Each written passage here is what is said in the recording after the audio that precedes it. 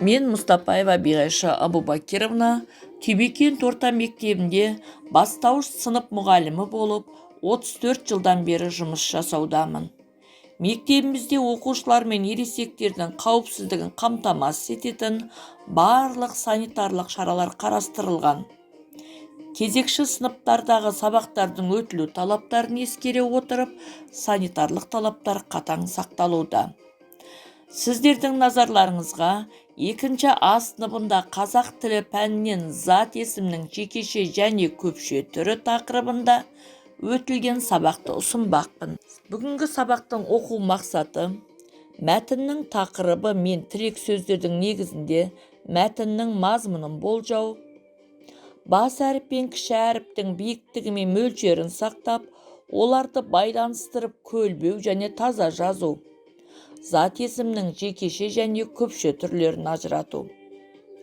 Сабақ мақсаты мәтіннің тақырыбы мен тірек сөздердің негізінде мәтіннің мазмұнын болжайды, бас әріп пен кіші әріптің биіктігі мен мөлшерін сақтап, оларды байланыстырып көлбеу және таза жазады. Зат есімнің жекеше және көпше түрлерін ажыратады. Саламатсыздар ма балалар? Қазір бізде қазақ тілі сабағы. Отырамыз орнымызға. Жақсы, сабаққа дайынбыз ба? Онда алдымыздағы күн шуақтарымызды алып, өзіміздің бүгінгі сабаққа деген көңіл-күйімізді білдіре қояйықшы қазір. Күн шуағымызды алып.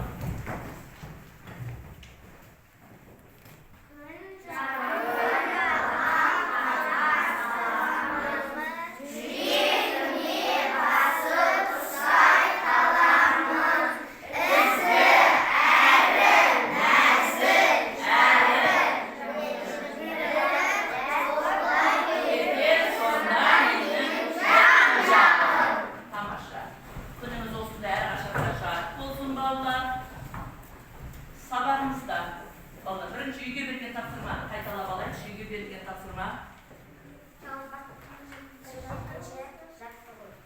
Ақсезім айта қойшы. Жұмыртқалардан деген тауықтар, жұмыртқадан деген тауықтар, жұмыртқаламас деген қауіп бар. Қауіп бар. Мағжан қайталай қойшы, жаңылтпашты жатқа айту болады, не? Жазу. Жұмыртқалар деген тауықтар, жұмыртқаламас деген қауіп бар. Тамаша. Яғни балалар, біз осы үй тапсырмасын орындауда біз не істеп келдік? Қазір айта қояйықшы, не істедік? Тамаша, жаңылтпашты жатқа жаздық. Ал енді екінші тапсырма не еді? Жаңылтпашта зат есімнің жекеше көпше түрін анықтау болатын. Жұмыртқалар, тауықтар. Бұл зат есімнің қай түрі? Көпше түрі. Ал жекеше? Жұмыртқа, тауық. Яғни біз үй тапсырмасын орындауда тағы екінші тапсырмада нені ескердік? Зат есімнің жекеше көпше түрін ажыраттық. Ал зат есімнің көпше түрі қалай жасалады?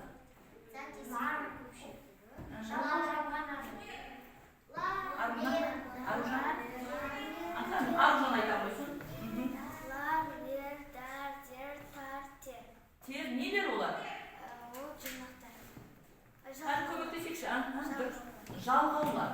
Жалғаулар жалғану арқылы жасалады екен. Тамаша. Отыра қоямыз. Бағалап қояйықшы Аружанды. Ой, тамаша, жақсы. Олай болса балалар. Біз өткен тақырыптарды қайталау үшін мынау табан ізін басуға кім батыл біздің ішімізде? Кім шыққысы келеді? Ал Нұрберген, әр кезде жігіт бастау керек, келе қой. Нұрберген, бірінші сұрақты мен бастайын. Ал Нұрберген, зат есім мағынасына қарай. Зат есім мағынасына қарай бірнеше бөлінеді. Неге бөлінеді? Сөз таптарына бөлінеді. Тамаша. Келесі сұрақты кім қояды? Зат.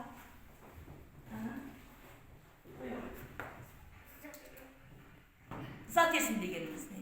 Зат есім дегеніміз заттың атын білдіретін сөздерді зат есім дейміз. Зат есімдегі кімдер, нелер деген сұрақтар Тамаша. Зат есім мағынасына қарай неше топқа бөлінеді? Зат есім мағынасына қарай бірнеше топқа Жоқ, бөлінеді. зат есім мағынасына. Үшке. Мағынасына қарай. Екіге. Екіге. Қандай еді? Бір қосылды. Зат есім. Көпше. Ол құрамы. Жалпы есім. Жалпы есім және жалпы есім. Жалпы есім дегеніміз не? Жалпы есім дегеніміз кісінің аты, жөні, жер, су аттары, жан жануарларға қойылатын сұрақта жалпы есім Сұрақ дейміз. береміз. Атауларды жалпы есім дейміз. Жалпы есім әр уақытта бас әріппен жазылады. Тамаша. Жалпы есім дегеніміз не? Жалпы есім дегеніміз жалпы есімнен басқа сөздерді жалпы есім дейміз. Жалпы есім кіші әріппен жазылады. Тамаша. Көптік жалғаулары. Көптік ла, де, тер, да, тар, Тер. тер. Бар. Көптік жалғау. Жалғау. Жалғау дегеніміз не еді? Жалғау дегеніміз сөз бен сөзді байланыстыратын қосымшаны жалғау дейміз. Ал жұрнақ дегеніміз? Жұрнақ дегеніміз сөздің мағынасын өзгертетін қосымшаны жұрнақ дейміз. Тамаша. Ал енді зат есімнің жекеше түріне қандай сұрақтар қойылады? Жекеше. Ата, Сұрақ. Дұрыс, ата. Атаға сұрақ қоямыз. ата, Жоқ, сұрақ қоямыз. Сұрақ. Мысалы, қыз кім? Ата кім, иә? Яғни зат есімнің жекеше түріне қандай сұрақ қойылады? Кім? Не? Ал көпше түріне келесіге көшеміз. кім не? Кім кімдер? Не нелер? Тамаша. Өте жақсы. Кәне, тағы бір оқушы келсін. Ал Айзере келе оқиды. Аружан, сұрақ қоямыз. Сөз мағынасына қарай нешеге бөлінеді? Сөз мағынасына қарай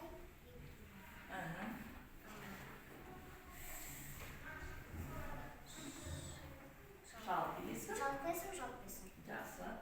Ана қоямыз сұрақ. Жалпы есім дегеніміз не? Жалпы есім дегеніміз жалпы есімнен басқа зат есімдерді жалпы есім дейміз. Жалпы есімдер кіші әріппен жазылады. Тамаша. Жалпы есім дегеніміз кісінің аты, жөні, жер, су аттары, жан жануарға қойылатын атауларды жалпы есім дейміз. Жалпы есімдер бас әріппен жазылады. Адамға қойылатын сұрақтарға қандай? Адамға қатысты сөздерге. Кімдер? Кімдер деген сұрақ қойылды. Толық айтамыз. Нұрислам, сұрақ қоямыз. Синоним дегеніміз. Синоним дегеніміз не? Синоним дегеніміз мағынасы бір-біріне Дыбысталуы қандай? дыбысталуы әртүрлі, бірақ мағынасы бір-біріне жақын сөздерді синоним сөздер дейміз. Тамаша. Айзере. Сөз тақтары дегеніміз Сөздер мағынасына. сөздер мағынасына қарай бірнеше сөз тақтарына бөлінеді. Қазақ тілінде неше сөз табы бар? Қазақ тілінде 9 сөз табы бар. Жақсы. Тағы сұрақ қояды. Мағжан. Зат есім екіге бөлінеді. Зат есім екіге бөлінеді. Мағынасына қарай екіге бөлінеді, құрамына қарай да екіге бөлінеді. Сәл ол жағынан көбірек өте қойған жоқпыз. Ононим дегеніміз. Амоним дегеніміз. Амоним дегеніміз дыбысталуы бірдей, бірақ беретін мағыналары әртүрлі сөздерді амоним сөздер дейміз. Артына қоя ғой сұрақ. Антоним дегеніміз тілімізде мағынасы бір-біріне қарама-қарсы сөздерді антоним сөздер дейміз. Қаны бағалап қояшы. Өте тамаша. Рахмет. Өте тамаша. Қаны, кел Димаш, айта қойыншы келе ғой. Кім батыл? Ал Димашқа сұрақ кім қояды? Нұрберген қоя қойшы. Зат есім. Зат есім дегеніміз не? Бастайық. Заттың.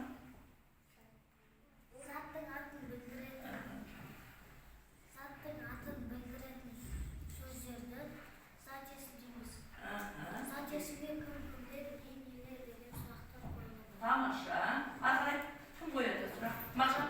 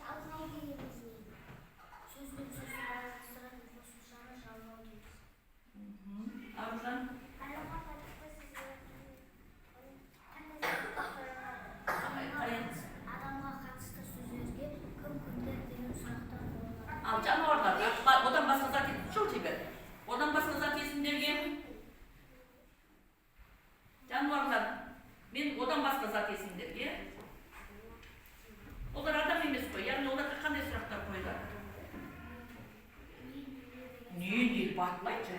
Жақсы, тамаша. Көптік жалғауын айтамыш? Қазір. Көптік жалғаулары. Тамаша. Ал, мөлдір қояғын. Амоним дегеніміз не дейді? Дыбысталу бірдей мағынасы әртүрлі сөздерді амоним сөздер дейміз. Жақсы. Аруна. Ата деген сөзді дыбыстық талдау жасайды. Ата сөзіне дыбыстық талдау жасап беріш дейді. Ата сөзінде 3 дыбыс, 3 әріп, 2 буын бар. А жуан дауысты дыбыс, Т қатаң дауыссыз дыбыс, А жуан дауысты дыбыс. Тамаша. Аксенің қояғын. Сағат сөзіне дыбыстық талдау жасар. Сағат сөзінде 5 әріп, 5 дыбыс, 2 буын бар. С қатаң дауыссыз дыбыс, А жуан дауысты дыбыс, Ғ ұяң дауыссыз дыбыс, А жуан дауысты дыбыс, Т қатаң дауыссыз дыбыс. Ал балдар, одан артық сабағымызды жалғастыра берейік. Бүгінгі біздің сабағымыз, екінші сағатымыз зат иесінің жекеше және көпше түрі. Біз бұл сабақта нені білеміз балдар? Бұл сабақта біз зат иесінің жекеше көпше түрлерін ажыратуды үйрене. Нені білуіміз керек екен? Қайталап айта қойыңызшы. Бәріміз бірдей балдар.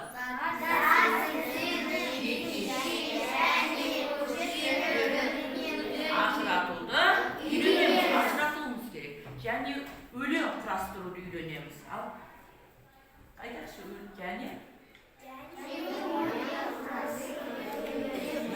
біздің сабағымыздың ең басты мақсаты осы болады. Олай болса, мен қазір сендер бәріміз тақтаға көңіл аудара отырайық. Мен аны жабыстыра берем, сендер оқи беріңдер.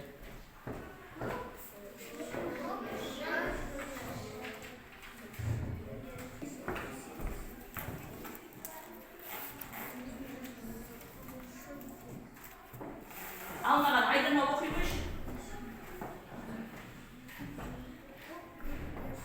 Қаттырақ оқы. Жем жесін де семіршін, көгешін келер жемішін, балалар жем сүйрелі. Өлеңде ұйқас бар ма? Жоқ. Не ұйқашы? Көк көгершін, жемгесін де семірсін, көгершін келер жемішін, балалар жем сүйрелі. Бар ма жоқ па? Ойланыңдар. Айтып көріңдер өздерің. Өздерің айтып көріңдер. Ал Нұрберген айта қойшы. Нұрберген жоқ дейді. Ұйқасының жоқ дейді. Жоқ екенін неден байқап тұрсың біріншіден? Оқылуға қарайшы. Оқылудың өзінде аңғарып тұр. Дұрыс, мен де Нұрбергенге қосыламын.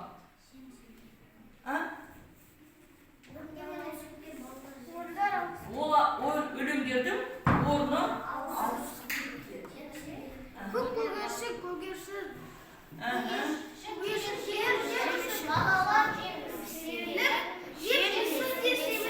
Тамаша. Кәні? Бақшан келе ғой, ал құрастырша. Көк көгершін дейді. Жол тұра берін. Жоқ, наны қойып. Жоқ, бүйтіп қоясыз, наны қоясыз. Жабыстырмай қой, сөйтіп тұра берсін. Ал енді оқиық.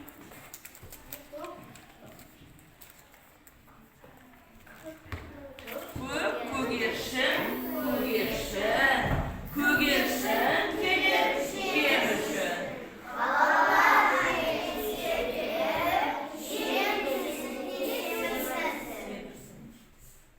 Мадина, тағы бір жол оқи қойшы. Көгершін келер жемішін, балалар жеміс себейді. Жоқ, жаққан дұрыстап оқимыз. Балалар Жем себейді,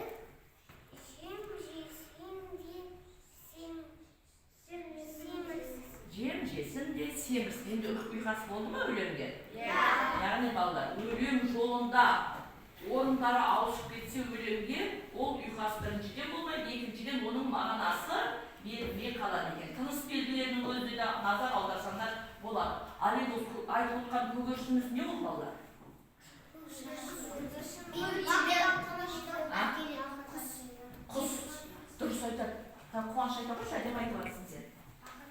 бақытта келетін құс дейді, қуаныш.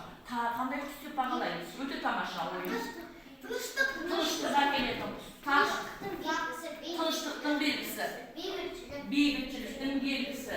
Деп біз оны бағалайды екенбіз. Көгершін бейбітшіліктің, дұрыс айтасыздар, тыныштықтың, бақыттың белгісі. Ал тыныштық дегеніміз не?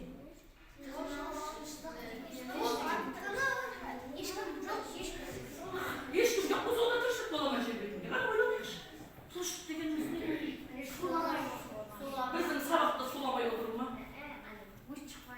Өрт шықпаса, айта бер өлеңді, қауіп болмаса. Тағы. Тыныштықтың бірден-бір бұзатын солар, өрт, қауіп. Тағы қауіптің үлкені не ол? Карантин. Қауіптің үлкені карантин. Тамаша. Қандай біз айтамыз? Су апаты. От апаты. Қар көшкіні. Қандай ойымыз? Боран. Тыныштығымызды бұзады. Жаңбыр. Жаңбырдың бәрі емес енді. Бұршақ, тыныштығымызды бұзады. Найзағай. Бұның барлығы өмір қауіпсіздіктері сақталса, біздің тыныштығымыз да сақталады екен. Ал балалар, осы жерде бейбітшіліктің ең бірінші соғыс дегеннен басталған.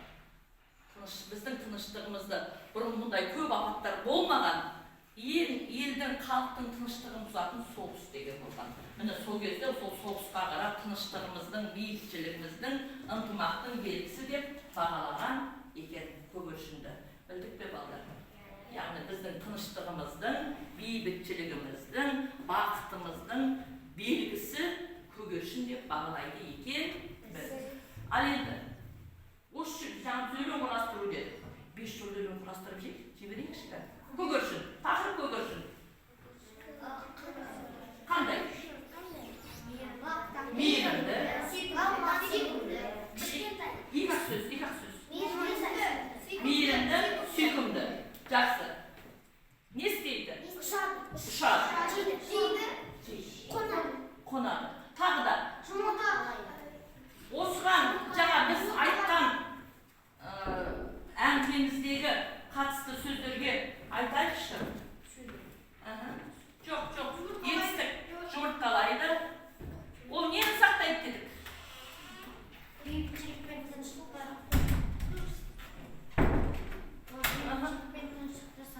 сақтайды. ұшады, жұмыртқалайды деп те айтсақ болады. Ішеді, жейді демей, ол ең бірінші тыныштықты сақтаудың белгісі екен. Ал сөйлеп.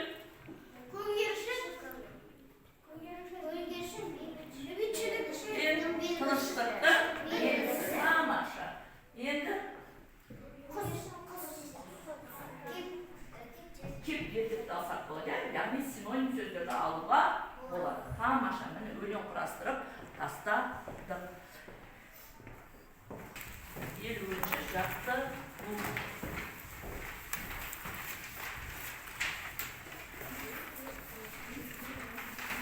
Ақсезім оқырмыш не дейді? 50-ші жақты бұлар.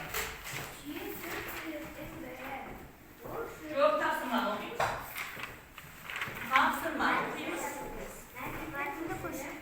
Мәтінді көшіріп жаз.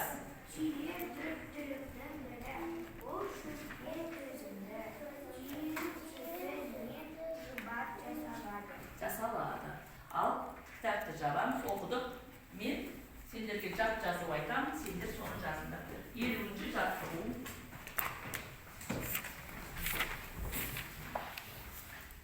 Мәтінге қатысты. Түйе. Онда тақырыбын жазамыз. Тақырыбы түйе.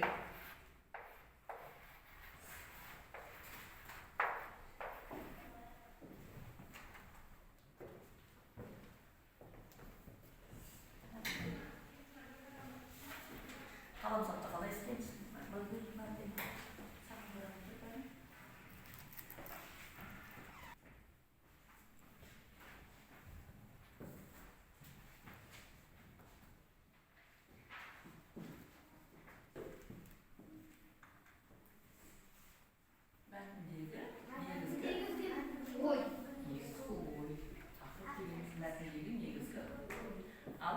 Metninde biz qanday yoldan yazamız?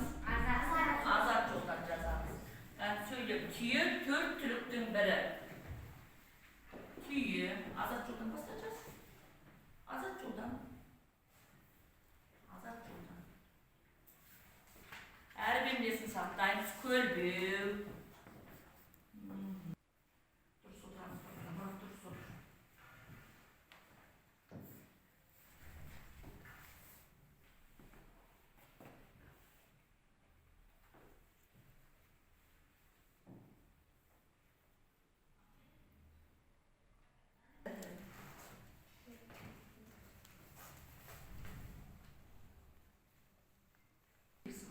Tüyü.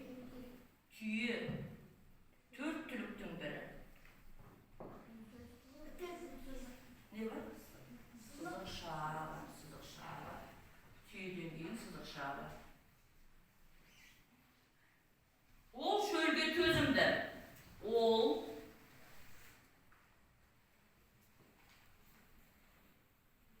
Kölbü. Ne demek yazarmış? Şölge.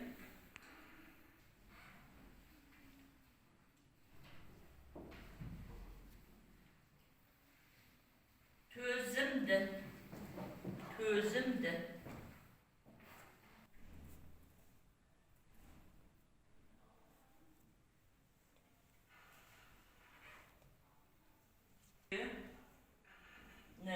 Tüyünün.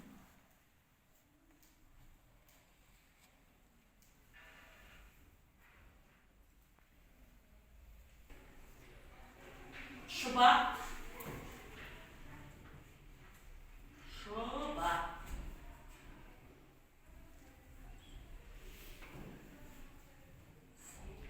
Rasalar.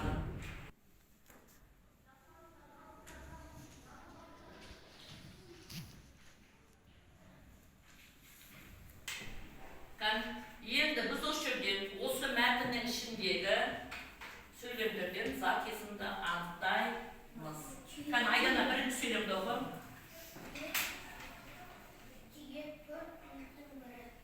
Yerine aydan söylemdeydi. Söylemdeydi. Tüyü. Al енді сұрақ қоямыз. Не? Закесінің жекеше тұр ма, көпше тұр ма? Закесінің түйі жекеше тұр ма? Түйі. Жекеше ма, көпше ма? Неге көпше тұр? Ақшан кешесінен сабаққа келмей қалдың. Көпше түрі. Қазір сабақтың барысында аңғары болды. Сәл осы күн сен жаңылып жібердің. Сен себеп кеше денсаулығына байланысты сабаққа келмей қалған себебін осы болды. Балалар не деп жатыр? Балалардың несінің пікіріне құлақ ашшы. Жекеше. Өйткені ол жерде жалғау жалғанып тұрған жоқ. Жалғау жоқ, жалғыз өсті. Ал енді жалпеsin ба, жалпеsin ба? Жалпеsin, дұрыс айтасыңдар. Жалпеsin әр кезде қандай әріппен жазылады? Кіші әріппен жазылады, дұрыс айтасыңдар. Кіші әріппен жазылады. Яғни түйе бұл жерде зат есім екен, соның ішіндегі жалпы есім, соның ішінде құрамына қарай жекеше түрі екен. Ақ сезім екінші сөйлемді оқи қойшы. Ол шөлге тізілді. Түйені қойсақ болады, біз себебі оны өткен жоқпыз, иә? Ол түйе шөлге төзімді. Жекеше ма, көпше ма?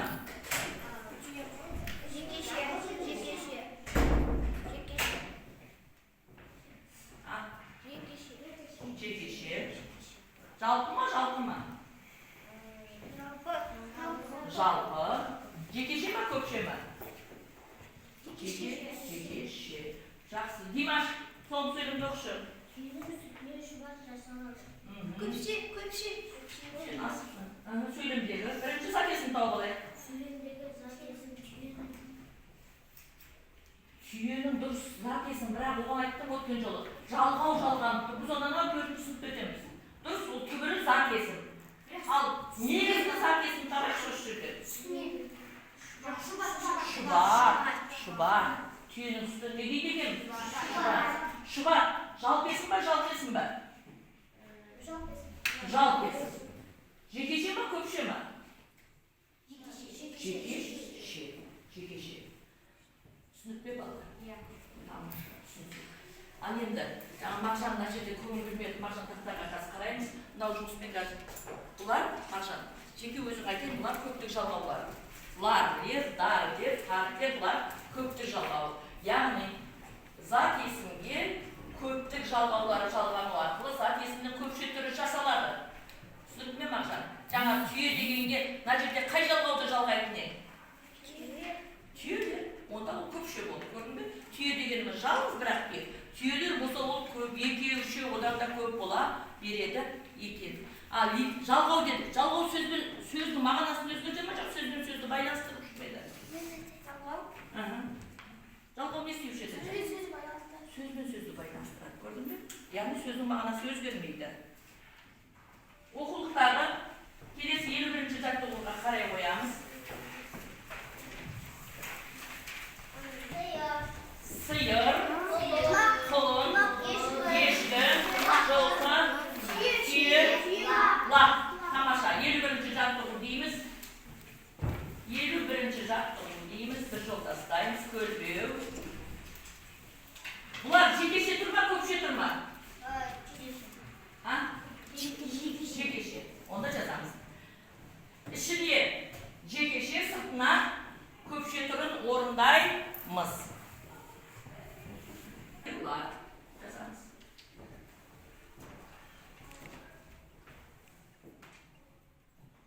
Бір үшеуін ғана жазайық. Есімізде қалу үшін, қайталау үшін. Сиыр. Сиыр бар деп бөлек жазамыз. Сиыр жаз.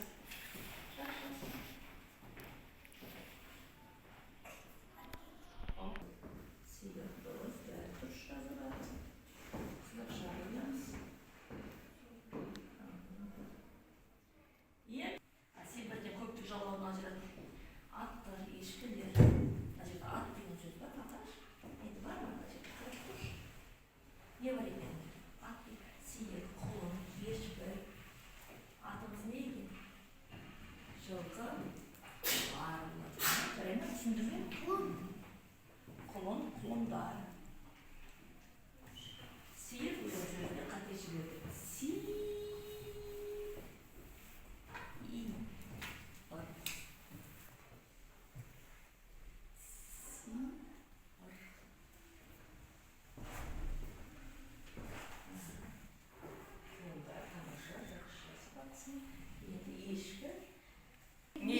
Сиырлар?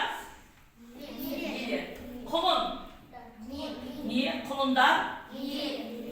Ал қыз? Кім? Қыздар? Кімдер? Мұғалім? Кім? Мұғалімдер? Кімдер? Яғни, кімдер сұрағы кімдерге қойылады екен? Адамға ғана.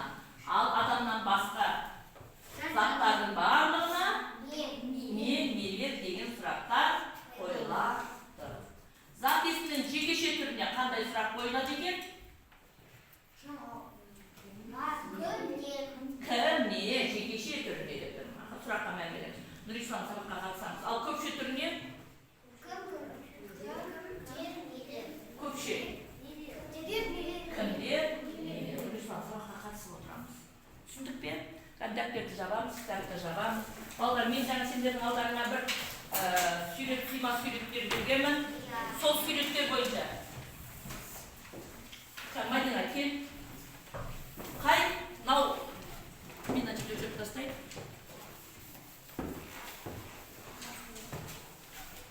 Қай банкеге салады екенбіз? Мен ал. Атын айтып, не екенін білмеймін. Біз тексеріп бағалап отырамыз. Құлын. Келе ғой. Ортасына. Келе ғой. Қарлығаш. Тар. Қай жалғау банкеге апарады екенбіз? Тар банк. Сен ашып. Келе ғой, келесің. Мұрат, тез. Қаз. Шетіне бұлай қойып. Қаздар. Келесің. Келесің. Қозылар.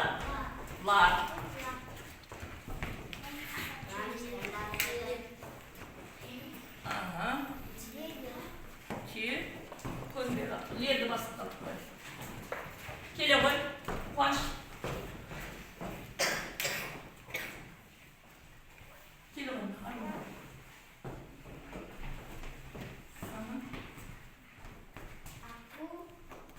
аққулар, тамаша. Жалғауды дұрыс жалғап жатырмыз. Кел. Сиырлар дейді. Кел, Ақсезім. Нұрберген келе ғой.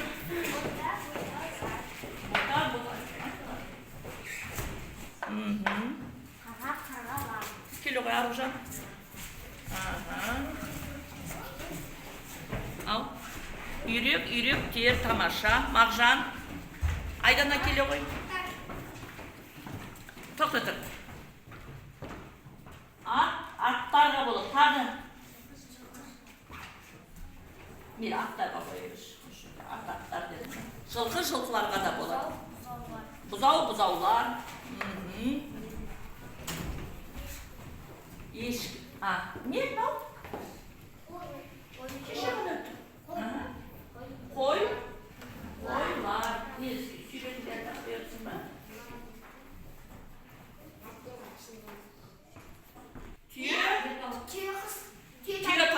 Түйеқұс бөледі. Түйе тауық, тар.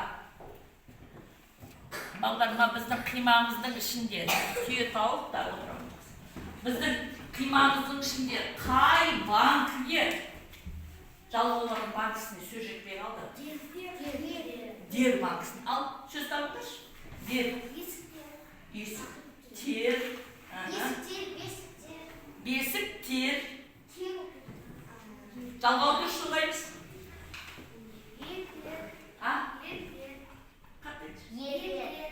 Ел. Дер. Жасы. Немере. Дер. Тамаша. Дер бүкіл тұрмыз. Дер. Емен дер.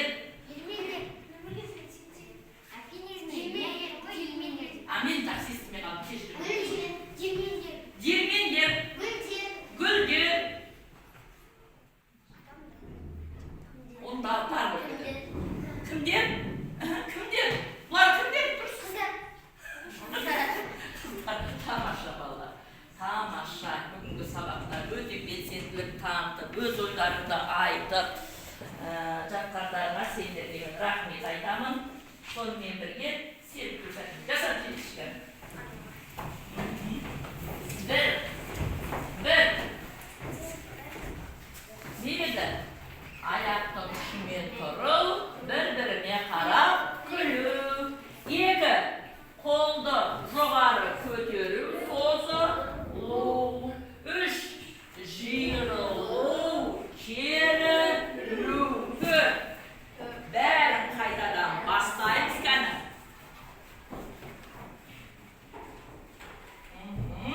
6. Денемізді бұрамыз. 7. Терең демаламыз. 8. Отырамыз. Тамаша. Балалар, біз жалғаулар банкісіне сөздерді орналастырып. Мағжан, енді білдің бе? Жекеше көп сөздерді. Олай болса, бүгінгі сабақта не үйреніп, не білдік? Мен де әдіс арқылы сабақты қорытындылаймыз. Ал, кім айтады? Ал, Арuna, Аружан. Ажырақты. Мен де.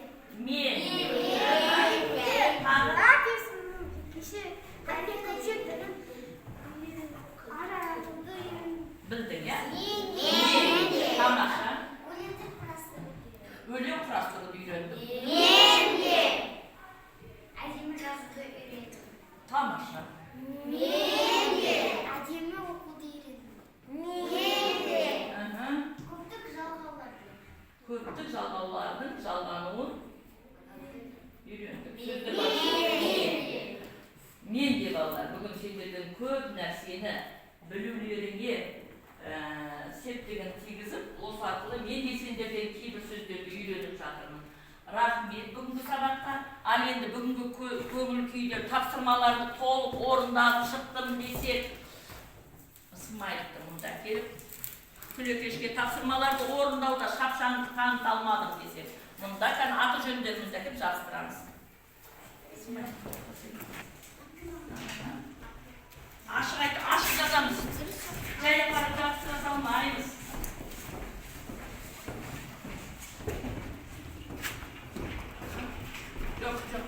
Шынайы істейміз балалар. Нақты шынайы қоямыз өзімізге бағамызды. Мен қарап тұрамын қазір.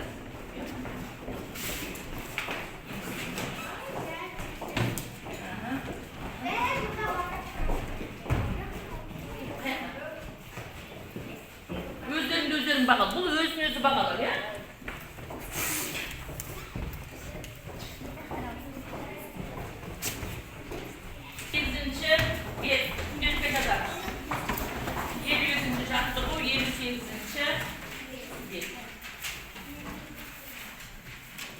Бүгінгі сабақта өте белсенділік танытып, оқушыларға алғысым шексіз, атап айтатын болсақ, Ақсезім, Ару, Айзере, Нұрмұхаммед, Нұрберген, Мөлдір, Аруна, Аружан, Айдана, Мағжан, міне осылар бүгінгі сабақта өте жақсы белсенділік танытты. Мұрат, Нұрислам, қуаныш, кішкене дауыстарымызды шығарып, білгенімізді көрсетуіміз керек. Ал сабақ бітті, осымен қош болды. 52-ші жаттығу